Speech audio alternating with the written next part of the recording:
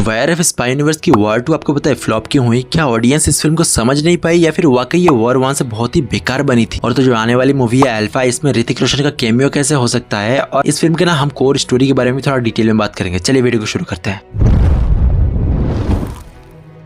देखिए वॉर 2 से ना लोगों ने बहुत ही ज्यादा एक्सपेक्टेशन लगाई थी कि टाइगर या पठान का कैमियो तो एटलीस्ट देखने को मिल जाए। अगर ये ना भी हो तो भी ऋतिक रोशन और जूनियर एनटीआर इस फिल्म को एक नेक्स्ट लेवल पर ले जाएंगे, पर ऐसा कुछ भी हुआ नहीं। अगर आप भी ये सोचते हो तो आप गलत सोच रहे हो। मतलब देखो 2019 में जो वॉर आई थी उसमें स्टार्टिंग में कबीर ने फरीद हकानी के ऊपर निशाना लगाया था, पर उसको मारा नहीं था क्योंकि कहानी इलियासी के बारे में थी। और लास्ट में कर्नल लूथरा कहते भी है ना कि हकानी के पास लास्ट टाइम उसका बंदूक पहुंचा था और कबीर ने कहा था कि इस बार मेरा बंदूक भी होगा और मैं भी। तो मैंने ना ये एक्सपेक्ट किया था कि फरीद हकानी को लेकर वॉर 2 में कहानी दिखाई जाएगी और हो सकता है जूनियर एनटीआर कोई नया रॉ ऑफिसर जो कि कबीर को ज्वाइन करेगा, पर ऐसा कुछ भी होता नहीं है। हमें वॉर 2 में ऋतिक रोशन और जूनियर एनटीआर की फ्रेंडशिप की कहानी दिखाई जाती है। मतलब देखो ना यहीं पर कनेक्शन टूट जाता है कि फरीद हकानी जिसका जिक्र हुआ था वॉर 1 में, वो बंदा कहाँ गया? कोई तालमेल ही नहीं है। और ऋतिक रोशन ऐसे ही वही चला गया वो काली दुनिया में, और वो भी किसके लिए? कली। कली कौन है भाई? जिसको लास्ट में वो दोनों मिलकर कुत्ते की तरह मारते हैं। मतलब इतना वीक विलन दिखाया है। अब देखो मेन विलन जबकि कली को दिखाया था और वीएफएक्स भी थोड़ा उल्टा पुल्टा हो गया था, शायद इसीलिए वॉर 2 फ्लॉप हो गई। पर मैं आपको लिख कर दे सकता हूँ कि ये फिल्म हिट होती अगर इसका नाम वॉर 2 नहीं होता। मतलब ऐसा हो सकता था कि ऋतिक रोशन और जूनियर एनटीआर के फ्रेंडशिप को लेकर एक नया फिल्म बनती, यही फिल्म सेम यही स्टोरी लाइन चलती जिसमें सब सेम रहता, लेकिन कली का जो हेड होता वो जूनियर एनटीआर होता क्योंकि वो पहले वो बुराई वाले रास्ते में चला गया था, इसलिए उसने खुद कली की निर्माण की थी। और फिर ऋतिक रोशन उसको रोकता, उसके बीच फाइट होती और फिर वो जूनियर एनटीआर भी सही रास्ते पर आ जाते। तो लोग ना इसको वॉर की नजर से देखते ही नहीं। और जब ऋतिक रोशन कर्नल लूथरा को गोली मारते हैं उस वक्त वहां पर ना टाइगर या पठान आ सकते थे, क्योंकि देखो कर्नल लूथरा सबसे कनेक्शन में थे। और जब वो किडनैप हुए तो क्या मतलब ये टाइगर और पठान को पता नहीं चला होगा? पर ऐसा भी नहीं हुआ। तो अगर ऐसा होता और वॉर 2 का नाम कुछ और देके ये लोग रिलीज करते और जो एक्चुअल में वॉर 2 बनती उसमें जूनियर एनटीआर और ऋतिक रोशन साथ में काम करते और फिर वॉर 1 की जो कहानी है उसको आगे बढ़ाया जाता, फरीद हकानी के पीछे वो लोग जाते या फिर कोई और बड़ा विलेन आता तो शायद चल सकता था। और अल्फा के ट्रेलर में लास्ट में जो आंखें दिखी थी आपको, वो मैं 100% श्योर हूँ कि वो ऋतिक रोशन के हैं। पहले ये तो आप भी जानते होंगे। तो चलिए थोड़ा सा कोर स्टोरी को समझने की कोशिश करते हैं कि अल्फा की स्टोरी क्या होने वाली है। जहाँ तक मुझे लगता है कि आलिया भट्ट को बचपन से बॉबी देओल ट्रेन कर रहे होंगे अल्फा प्रोग्राम के लिए, जिसका मकसद हो सकता है डेंजरस हो। और जब इसका पता अनिल कपूर को लगेगा तो वो शर्वरी को भेजेगा आलिया भट्ट को रोकने के लिए। फिर शर्वरी और आलिया भट्ट शायद एक साथ मिल जाएंगे और वो दोनों बॉबी देओल के खिलाफ हो जाएंगे, लेकिन वो लोग अकेले ये काम कर नहीं पाएंगे। तो अनिल कपूर उनको सलाह देगा कबीर से हेल्प लेने की और फिर लास्ट में जाकर हो सकता है ऋतिक रोशन का एंट्री हो। अब देखो ये मेरी प्रेडिक्शन और मेरी थ्योरी है, इसको आप कंफर्म मत मान लेना। वेल मैं तो जाऊंगा इसको देखने सिर्फ और सिर्फ ऋतिक रोशन के कैमियो के लिए।